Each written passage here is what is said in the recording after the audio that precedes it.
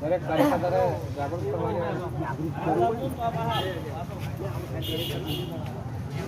જય આદિવાસી આપણે બધા જાણીએ છીએ સાહેબને ખોટા કેસમાં આ ભાજપની સરકારે જેલમાં પૂરી દીધેલા છે. ભાજપ સરકાર જાણે જ છે.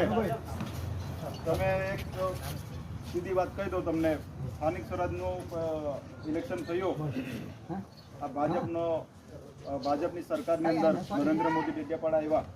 મોદીથી મોટો કોઈ નેતા છે નથી. એટલે અવારનવાર એમના બધા ડેડિયાપાડામાં ધામા હતા અને એવું હતું કે અત્યારે અમે બધું અહીંયા મિટિંગો કરી અને પછી જિલ્લા પંચાયતની સ્થાનિક સ્વરાજની ચૂંટણીમાં જીતી જઈએ એવું હતું.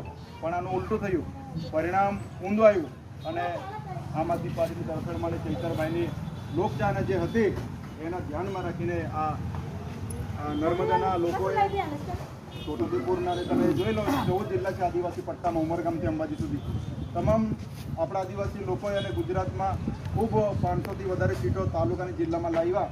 એટલે એમને એવું લાગે એવું કે આટલા મોટા નેતા અહીં આવી જતા છતાં પણ અહીંની જનતા આપણને સ્વીકારતી નથી. એટલે આ દિવસે ને દિવસે એમની લોકચાહના વધતી જાય છે અને પક્ષ થતો જાય છે. એટલે કોઈ પણ હિસાબે ચૈતરભાઈને તમે જેલમાં પૂરી દો એટલે આવનાર 27ની ચૂંટણીમાં આ લોકો વધારે માહિતગાર ના થાય એમ કરીને સાહેબને જેલમાં પૂરી દેવામાં આવેલા છે. સાથે સાથે ભાજપની અંદર લઈ જવા માટે એમને આખા પરિવારને ત્રાસ આપવામાં આવે છે.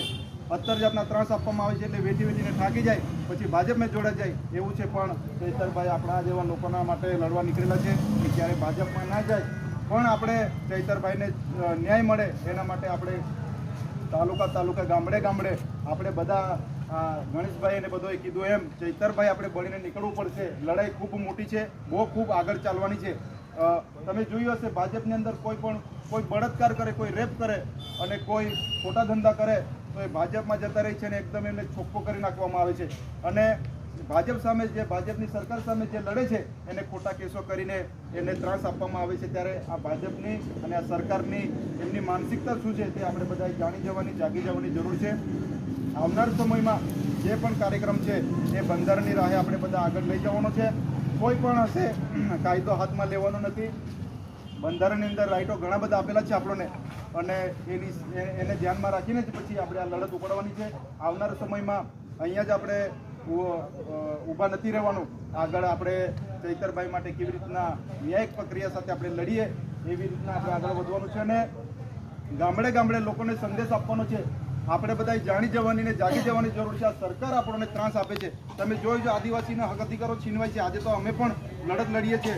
અમારા વિસ્તારમાં આ કવાંટ તાલુકાનો મારો સાથી મિત્ર છે, અમે સંઘર્ષના સાથી છે. હર હંમેશા અમે લડીએ છીએ. ત્યાં પણ પ્રોજેક્ટો અવારનવાર લાવે છે અને PMDC લાવે છે. એવી રીતના આ નસવાડી તાલુકાના જે અમારા ત્યાંથી જિલ્લા પંચાયત અમારા ઘરેથી અમારા ધરમપત્ની જ્યાંથી છૂટાઈને આવ્યા છે ત્યાં પણ આજે પ્રોજેક્ટો માટે અમે સંઘર્ષ કરી રહેલા છે.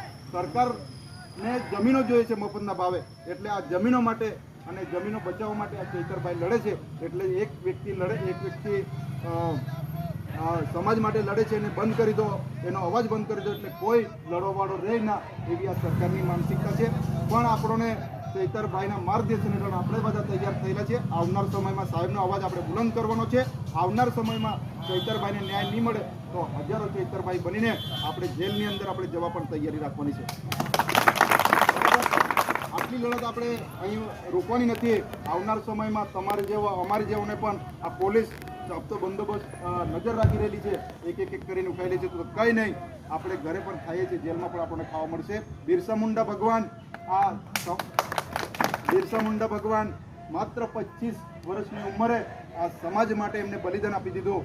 હજારો બિરસા મુંડા અને હજારો ચૈતરભાઈ વસાવા બનીને આપણે રોડ રસ્તા પર નીકળવાનું છે ચૈતરભાઈના ન્યાય માટે. ધન્યવાદ. જય આદિવાસી.